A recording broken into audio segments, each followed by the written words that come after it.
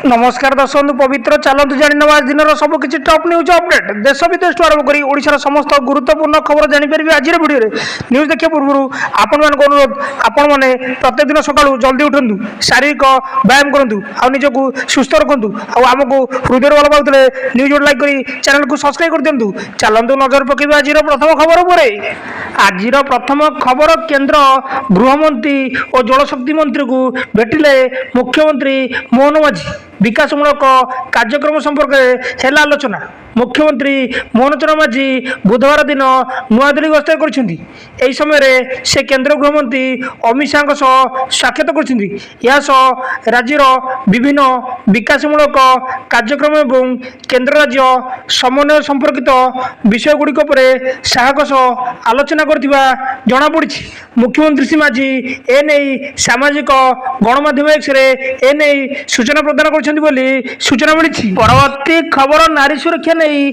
विजु जनता दल पक्ष विक्षोभ प्रदर्शन सबुठ नारी असुरक्षित गाँ टू सहर बेलाभूमि कैंपस सबुठ नारी असुरक्षित राज्य में बढ़ी चली नारी निर्यातना विपर्यस्त आईन श्रृंखला को विरोध कर आज विजु जनता दल पक्ष विक्षोभ प्रदर्शन कर सहित पुलिस डीजी उद्देश्य स्मारक पत्र प्रदान कर अवसर में एफएम कॉलेज छात्री आत्महत्या घटना जो मैंने दोषी अच्छा विरुद्ध में दृढ़ कार्यानुष्ठान ग्रहण करने को दाबी कर दाबी पूरण न हुए आगामी दिन में विजु जनता दल राजरास्ता को ओह्लाइब बोली नेता मैंने कहते सूचना मिली।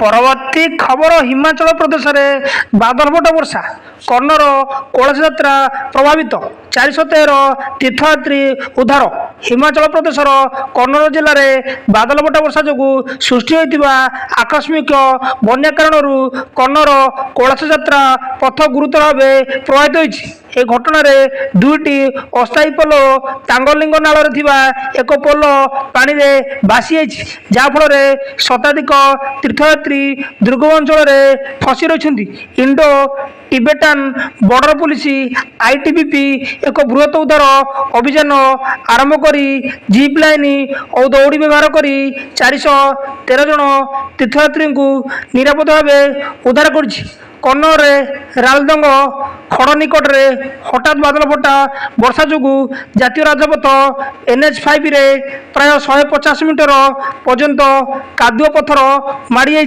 जिला प्रशासन एवं सीमा सड़क संगठन रास्ता सफा करने काम आरंभ कर सौभाग्यवशत ए घटना कौन प्राणहानि किंबा संपत्ति क्षयक्षतिर खबर मिलना बोली सूचना मिली।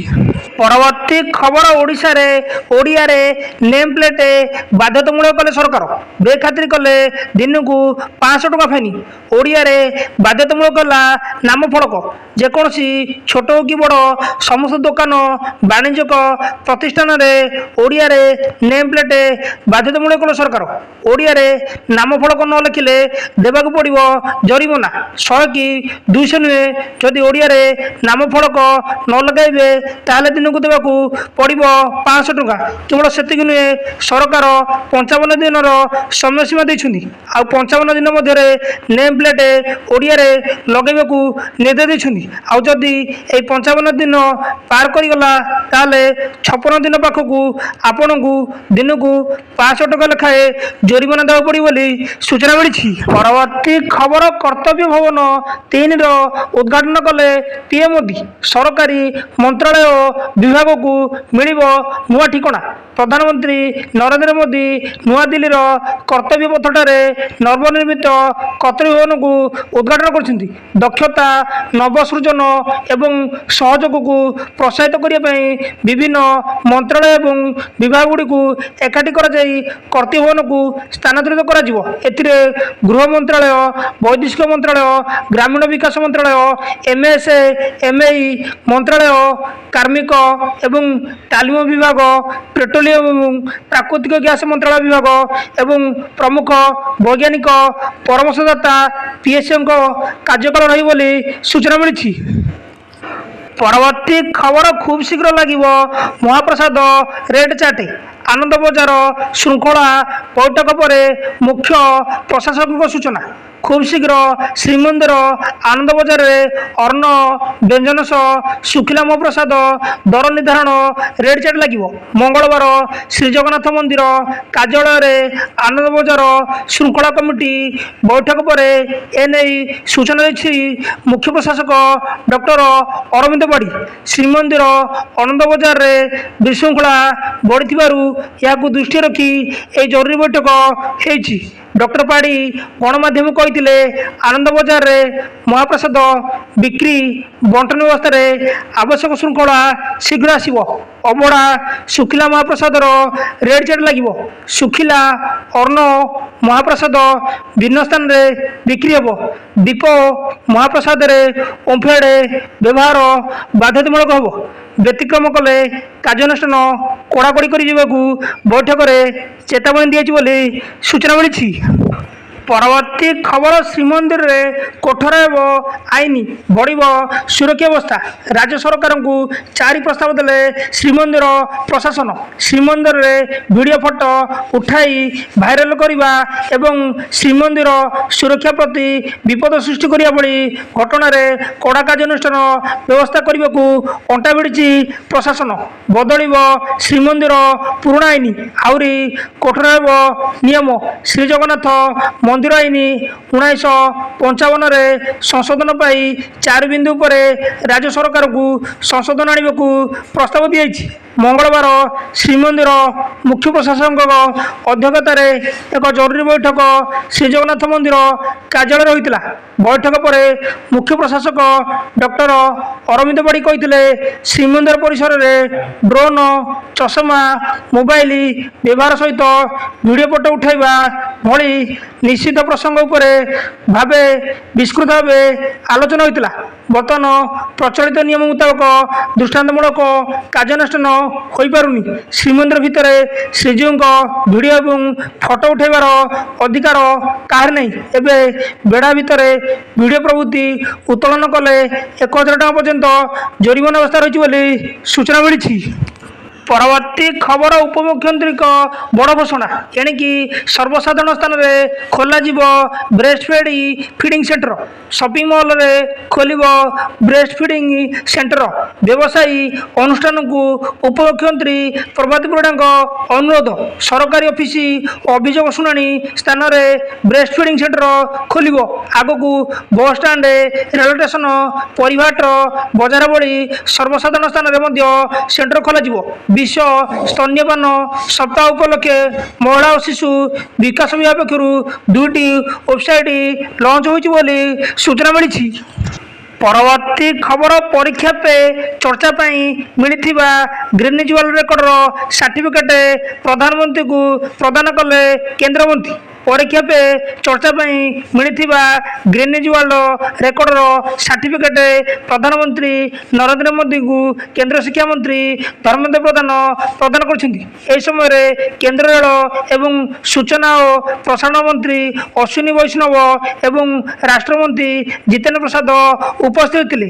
ସୂଚନା ଯେ ପ୍ରଧାନମନ୍ତ୍ରୀ ନରେନ୍ଦ୍ର ମୋଦିଙ୍କ ପରୀକ୍ଷା ପେ ଚର୍ଚ୍ଚା 2025 ଗୋଟିଏ ମାସରେ ସର୍ବାଧିକ ପଞ୍ଜୀକରଣ ପାଇଁ ଗ୍ରିନିଜ୍ ୱାର୍ଲ୍ଡ ରେକର୍ଡରେ ସ୍ଥାନ ପାଇଥିଲା। ଆୟୋଜିତ ସ୍ୱତନ୍ତ୍ର କାର୍ଯ୍ୟକ୍ରମରେ କେନ୍ଦ୍ର ଶିକ୍ଷାମନ୍ତ୍ରୀ ଧର୍ମେନ୍ଦ୍ର ପ୍ରଧାନ, କେନ୍ଦ୍ର ରେଳ ଏବଂ ସୂଚନା ଓ ପ୍ରସାରଣ ମନ୍ତ୍ରୀ ଅଶ୍ୱିନୀ ବୈଷ୍ଣବ ଏବଂ ରାଷ୍ଟ୍ରମନ୍ତ୍ରୀ ଜିତେନ୍ଦ୍ର ପ୍ରସାଦ ପରୀକ୍ଷା ପେ ଚର୍ଚ୍ଚା ପାଇଁ ଗ୍ରିନିଜ୍ ୱାର୍ଲ୍ଡ ରେକର୍ଡର ଏକ ପ୍ରମାଣପତ୍ର ଗ୍ରହଣ କରୁଛନ୍ତି ମୋଦିଙ୍କୁ ବୋଲି ସୂଚନା ମିଳିଛି। ପରବର୍ତ୍ତୀ ଖବର, ଜଳିଗଲେ ଯୁବତୀ, ଦେହରେ କିରୋସିନ ଢାଳି ଲଗାଇଦେଲେ ନିଆଁ। ପଟ୍ଟାମୁଣ୍ଡାଇ ବାଲେଶ୍ୱର ଫକୀରମୋହନ ସ୍ୱୟଂଶାସିତ ମହାବିଦ୍ୟାଳୟ ବିଏଡି ଛାତ୍ରୀ ଏବଂ ପୁରୀ ଜିଲ୍ଲା ବଳଙ୍ଗା ନାବାଳିକା ଘଟଣାକୁ ରାଜ୍ୟବାସୀ ଭୁଲି ପାରିନଥିବା ବେଳେ ରାଜ୍ୟରେ ପୁଣି ଏକ ଦୁଃଖଦ ଘଟଣା ସାମ୍ନାକୁ ଆସିଛି। କେନ୍ଦ୍ରାପଡ଼ା ଜିଲ୍ଲା ପଟ୍ଟାମୁଣ୍ଡାଇର ବଡ଼ପଦା ଅଞ୍ଚଳରେ ଜଣେ ଯୁବତୀ ନିଜ ଦେହରେ କିରୋସିନ ଢାଳି ନିଆଁ ଲଗାଇ ଜୀବନ ହାରିଛନ୍ତି। ଗୁରୁତର ଭାବେ ପୋଡ଼ିଯିବା କାରଣରୁ ତାଙ୍କର ମୃତ୍ୟୁ ଘଟିଛି। ତେବେ ଯୁବତୀ ଜଣକ କେଉଁ କାରଣରୁ ଏଭଳି ଏକ ଚରମ ପଦକ୍ଷେପ ନେଇଛନ୍ତି ତାହା ଏପର୍ଯ୍ୟନ୍ତ ସ୍ପଷ୍ଟ ହୋଇନାହିଁ। ମିଳିଥିବା ସୂଚନା ଅନୁସାରେ ଯୁବତୀ ଜଣକ ଯୁକ୍ତ 3 ଶେଷ ବର୍ଷର ଛାତ୍ରୀ ଥିଲେ। ଅନ୍ୟପଟରେ ଏହା ହତ୍ୟା ନା ଆତ୍ମହତ୍ୟା ତାହା ମଧ୍ୟ ସ୍ପଷ୍ଟ ହୋଇପାରି ନାହିଁ। କିନ୍ତୁ ମୃତଙ୍କ ବାପା ସାଂଘାତିକ ଅଭିଯୋଗ ଆଣିଛନ୍ତି। ସେ କହିଛନ୍ତି ଝିଅର ପୁରୁଷ ବନ୍ଧୁ ବ୍ଲାକମେଲିଂ କରୁଥିଲେ, ଅଶ୍ଳୀଳ ଫଟୋ ଭିଡ଼ିଓ ଜରିଆରେ ବ୍ଲାକମେଲିଂ କରୁଥିଲେ। ଏନେଇ ଗ୍ରାମାଞ୍ଚଳ ଥାନାରେ 6 ମାସ ପୂର୍ବରୁ ଅଭିଯୋଗ କରିଥିଲୁ। ଛାତ୍ରୀ ଜଳିଯିବା ଘଟଣା ନେଇ ରାଜ୍ୟ ପୁଲିସ ମହାନିର୍ଦ୍ଦେଶକ ତୁରନ୍ତ ହସ୍ତକ୍ଷେପ କରିଛନ୍ତି। ସେ କେନ୍ଦ୍ରାପଡ଼ା ଏସିପିଙ୍କୁ ତୁରନ୍ତ ଘଟଣାସ୍ଥଳ ଯିବାକୁ ନିର୍ଦ୍ଦେଶ ଦେଇଛନ୍ତି। କେଉଁ ପରିସ୍ଥିତିରେ ଛାତ୍ରୀ ଆତ୍ମହତ୍ୟା କଲେ ତଦନ୍ତ କରି ତୁରନ୍ତ ରିପୋର୍ଟ ଦେବାକୁ ନିର୍ଦ୍ଦେଶ ଦେଇଛନ୍ତି। କେବେ କେଉଁ ଥାନାରେ ଅଭିଯୋଗ କରିଥିଲେ ତାହା ମଧ୍ୟ ଯାଞ୍ଚ କରିବାକୁ ଏସିପିଙ୍କୁ ନିର୍ଦ୍ଦେଶ ଦେଇଛନ୍ତି ବୋଲି ସୂଚନା ମିଳିଛି। ପରବର୍ତ୍ତୀ ଖବର, ଉତ୍ତରକାଶୀରେ ବାଦଲ ଫଟା ବର୍ଷା, ସାଂସଦଙ୍କ ସହ ସାକ୍ଷାତ କଲେ ପ୍ରଧାନମନ୍ତ୍ରୀ, ଆକାଶମାର୍ଗରୁ ସ୍ଥିତି ଅନୁଧ୍ୟାନ କଲେ ମୁଖ୍ୟମନ୍ତ୍ରୀ। ଉତ୍ତରାଖଣ୍ଡର ଉତ୍ତରକାଶୀରେ ବାଦଲ ଫଟା ବର୍ଷା କାରଣରୁ ହାହାକାର ପରିସ୍ଥିତି ସୃଷ୍ଟି ହୋଇଛି। ଗଙ୍ଗୋତ୍ରୀ ଧାମ ପୂର୍ବରୁ ଥିବା ଜନବସତି ଧରାଲି ଗାଁରେ ପାହାଡ଼ରେ ବାଦଲ ଫଟା ବର୍ଷା ସହ ହର୍ଷୈଲ ଘାଟିରେ ଆର୍ମି କ୍ୟାମ୍ପସ ନିକଟରେ ବାଦଲ ଫଟା ବର୍ଷା ହୋଇଛି। ଏହାପରେ ପ୍ରକୃତିର ତାଣ୍ଡବରେ ସବୁକିଛି ନଷ୍ଟ ହୋଇ ପାଣିରେ ଭାସି ଯାଇଛି। ଧରାଲି ଘଟଣାକୁ ନେଇ ଉତ୍ତରାଖଣ୍ଡର ସାଂସଦ ପ୍ରଧାନମନ୍ତ୍ରୀ ନରେନ୍ଦ୍ର ମୋଦିଙ୍କ ସହ ସାକ୍ଷାତ କରିଛନ୍ତି। ଏନେଇ ପ୍ରଧାନମନ୍ତ୍ରୀଙ୍କ ସହ ଆଲୋଚନା ମଧ୍ୟ ହୋଇଛି। ଏହା ସହ ମୁଖ୍ୟମନ୍ତ୍ରୀ ପୁଷ୍କର ସିଂ ଧାମୀ ମଧ୍ୟ ଆକାଶମାର୍ଗରୁ ସ୍ଥିତି ଅନୁଧ୍ୟାନ କରିଛନ୍ତି ବୋଲି ସୂଚନା ମିଳିଛି। ପରବର୍ତ୍ତୀ ଖବର, ଚିଲିକାରେ ଚାଲିଛି ଚିଙ୍ଗୁଡ଼ି ଘେରି ଉଚ୍ଛେଦ, ପାଣି ଉପରେ ବୁଲିଲା ବୁଲଡୋଜର। ପାଣିରେ ବୁଲିଲା ବୁଲଡୋଜର, ଚିଲିକାର ବିସ୍ତୀର୍ଣ୍ଣ ଅଞ୍ଚଳରେ ବୁଲିଛି ବୁଲଡୋଜର।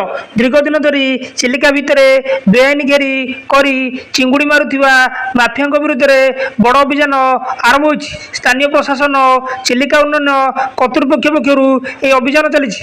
ଭାସବଲ ଉପରେ ଜେସିବିକୁ ରଖି ମଝି ଚିଲିକାରେ ବେଆଇନ ଦଖଲକୁ ସମ୍ପୂର୍ଣ୍ଣ ଭାଙ୍ଗି ଦେଇଛି ପ୍ରଶାସନ।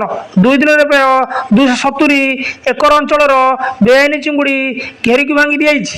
ହାଇକୋର୍ଟଙ୍କ ନିର୍ଦ୍ଦେଶ କ୍ରମେ ଚିଲିକାରେ ଘେରି ଉଚ୍ଛେଦ ପ୍ରକ୍ରିୟା ଜାରି ରହିଛି।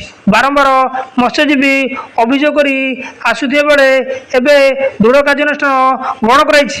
ଘଟଣାସ୍ଥଳରେ କୃଷ୍ଣପ୍ରସାଦ ତହସିଲର ଅତିରିକ୍ତ ତହସିଲଦାର ବିକାଶ କୁମାର ସେଠୀ, ଥାନା ଅଧିକାରୀ ସାମିଲ ହୋଇଛନ୍ତି। ପରିସ୍ଥିତିକୁ ନିୟନ୍ତ୍ରଣ ପାଇଁ ଏକ ପ୍ଲାଟୁନ ପୁଲିସ ଫୋର୍ସ ମୁତୟନ କରାଯାଇଛି ବୋଲି ସୂଚନା ମିଳିଛି।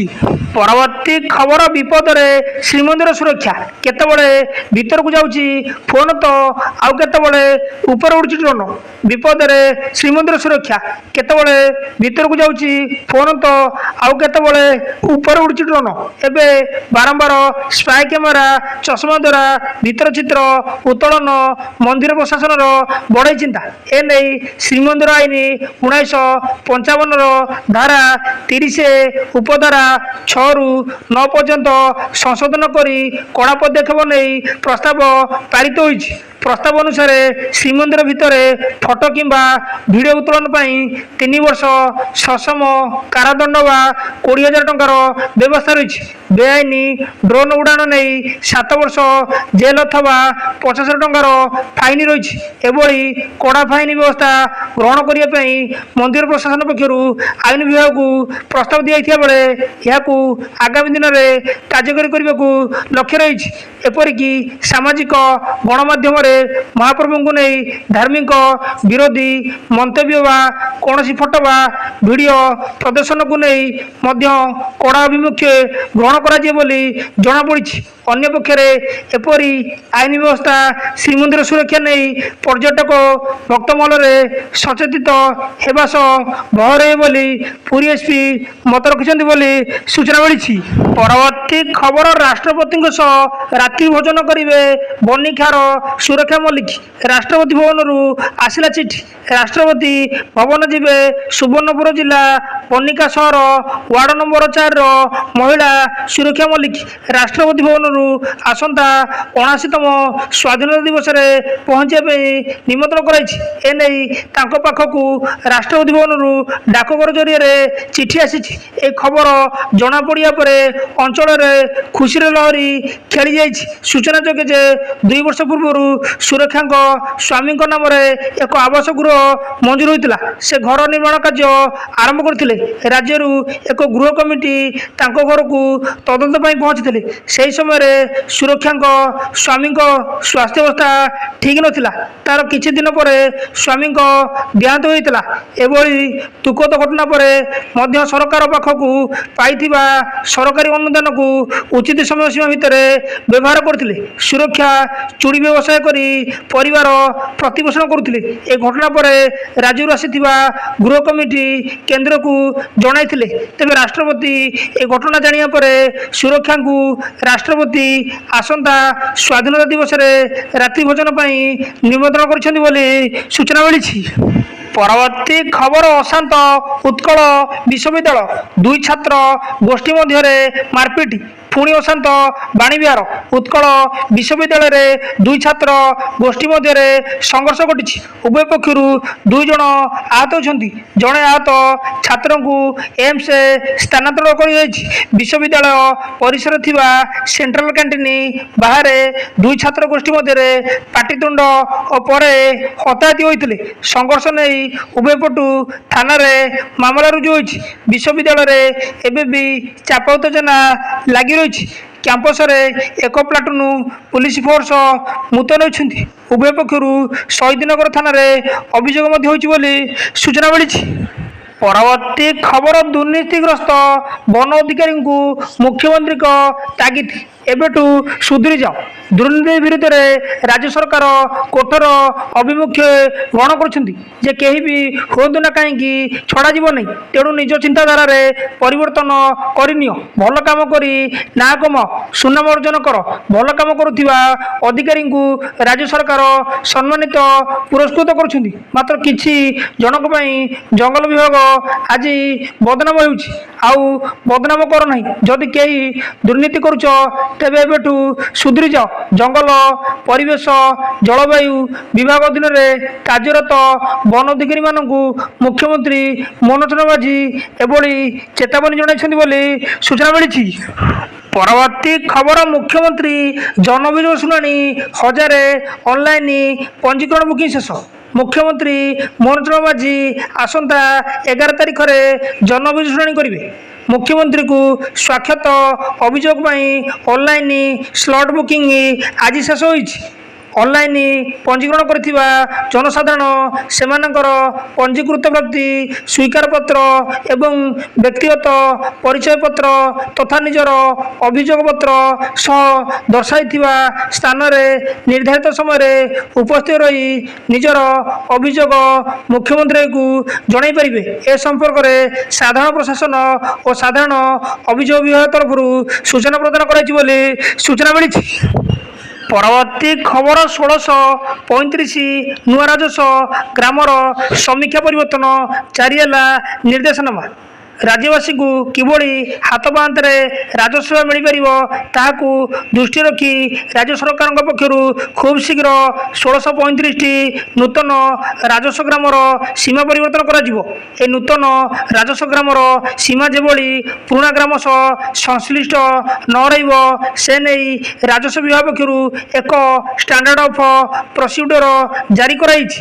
ବିଭାଗର ଏସ୍ଓପି ଅନୁଯାୟୀ ତୁରନ୍ତ ନୂତନ ରାଜସ୍ୱ ଗ୍ରାମଗୁଡ଼ିକର ନକ୍ସା ପରିବର୍ତ୍ତନ କରିବାକୁ ରାଜ୍ୟ ଭୂ ରେକର୍ଡ ଓ ସର୍ଭେ ନିର୍ଦ୍ଦେଶକଙ୍କ ସହ ସମସ୍ତ ଜିଲ୍ଲାପାଳ ଏବଂ ଆର୍ଡିସିଙ୍କୁ ରାଜସ୍ୱ ବିଭାଗ ପକ୍ଷରୁ ଚଳିତ ମାସ 2ରେ ନିର୍ଦ୍ଦେଶ ଦିଆଯାଇଛି।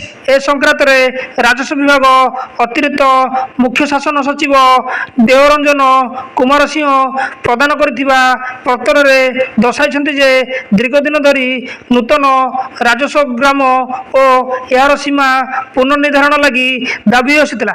ଏହାକୁ ନେଇ ଜିଲ୍ଲାପାଳ ବନ୍ଦୋବସ୍ତ ଅଧିକାରୀଙ୍କ ପକ୍ଷରୁ ଆସିଥିବା ସୁପାରିଶକୁ ଆଧାର କରି ସରକାର ପକ୍ଷରୁ 1635ଟି ରାଜସ୍ୱ ଗ୍ରାମକୁ ଅନୁମୋଦନ ପ୍ରଦାନ କରାଯାଇଛି ବୋଲି ସୂଚନା ମିଳିଛି। ପରବର୍ତ୍ତୀ ଖବର ରାଜ୍ୟରେ ମୌସୁମୀ ନିଷ୍କ୍ରିୟ। 13ରେ ଲଘୁଚାପ। ରାଜ୍ୟରେ ଏବେ ଦକ୍ଷିଣ ପଶ୍ଚିମ ମୌସୁମୀ ବାୟୁ ନିଷ୍କ୍ରିୟ ରହିଛି। ବିସ୍ତୃତ ଭାରୀ ବର୍ଷା ହେବାର ସମ୍ଭାବନା କମ୍ ବୋଲି ବିଶିଷ୍ଟ ପାଣିପାଗ ବିଶେଷଜ୍ଞ ସୁରେନ୍ଦ୍ରନାଥ ପଶୁବଳ କହିଛନ୍ତି।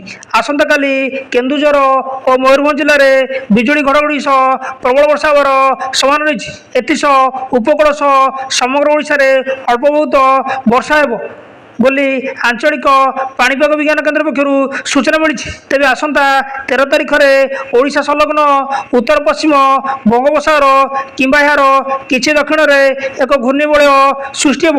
ପରବର୍ତ୍ତୀ 24ରୁ 48 ଘଣ୍ଟା ମଧ୍ୟରେ ଲଘୁଚାପରେ ପରିଣତ ହେବ।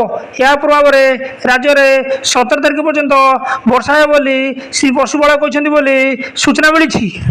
ପରବର୍ତ୍ତୀ ଖବର ସତ୍ୟପାଲ ମଲ୍ଲିକଙ୍କ ପରଲୋକ। ଦୀର୍ଘ ଦିନ ଧରି ଅସ୍ଥିର ରହିବା ପରେ ଜାମ୍ମୁ କାଶ୍ମୀରର ପୂର୍ବତନ ରାଜ୍ୟପାଳ ସତ୍ୟପାଲ ମଲ୍ଲିକଙ୍କର ମଙ୍ଗଳବାର ପରଲୋକ ହୋଇଛି। ତାଙ୍କ ବ୍ୟକ୍ତିଗତ ସଚିବ କେ.ଏସ୍. ରାଣାଙ୍କ ସୂଚନା ଅନୁଯାୟୀ ଏହି 79 ବର୍ଷୀୟ ନେତା ଅପରାହ୍ନ 1:10 ନୂଆଦିଲ୍ଲୀ ରାମ ମନୋହର ଲୋହିଆ ହସ୍ପିଟାଲରେ ଶେଷ ନିଶ୍ୱାସ ତ୍ୟାଗ କରିଛନ୍ତି ବୋଲି ସୂଚନା ମିଳିଛି। ନ୍ୟୁଜ୍ଟି ଏଇଠି ସମାପ୍ତ ହୋଇଛି। ନ୍ୟୁଜ୍ଟି ଭଲ ଲାଗିଥିଲେ ଆପଣମାନଙ୍କ ଅନୁରୋଧ ନିହାତି ଭାବେ ନ୍ୟୁଜ୍ ଗୋଟେ ଲାଇକ୍ କରି ଚ୍ୟାନେଲକୁ ସବସ୍କ୍ରାଇବ୍ କରିଦିଅନ୍ତୁ ଆଉ ଆପଣଙ୍କ ସ୍ୱାସ୍ଥ୍ୟର ଯତ୍ନ ନିଅନ୍ତୁ। ଧନ୍ୟବାଦ।